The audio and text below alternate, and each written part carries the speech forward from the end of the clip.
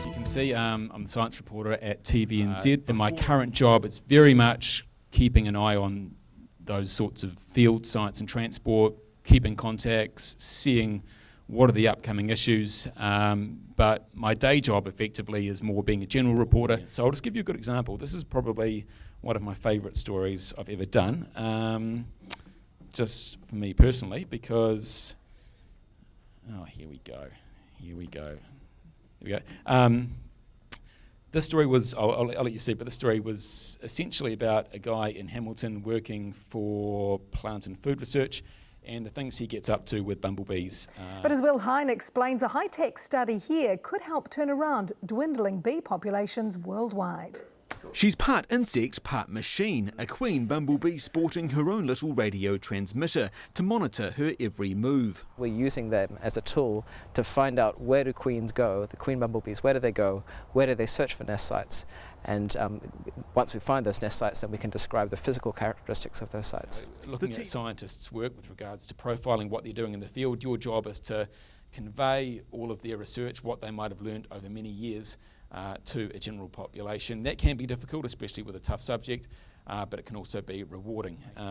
And the third point there, it is constructive. And what I mean by that is a lot of journalism is inherently negative in so much as it's often about chasing the bad guy, it's about holding people to account, and so it should be.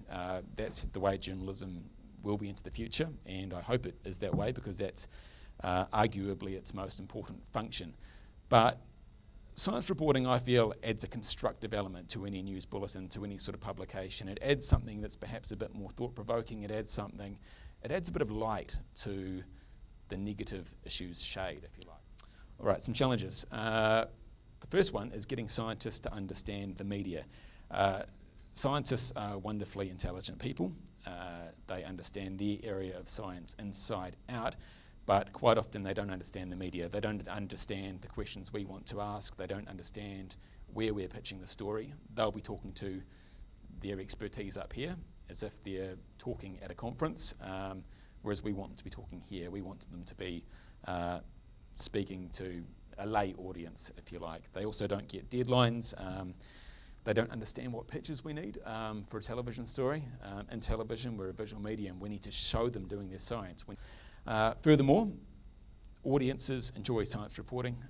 All of our work we do with focus groups at TVNZ suggests that people enjoy watching science stories. The feedback I get anecdotally is that it rates well.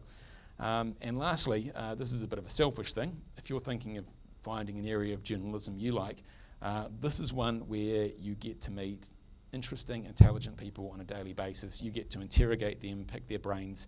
You get to go to another place another day and do the same with someone else who also has something amazing to say, and you end up in places like Antarctica and down caves and on rivers and what have you. Will Hine, One News.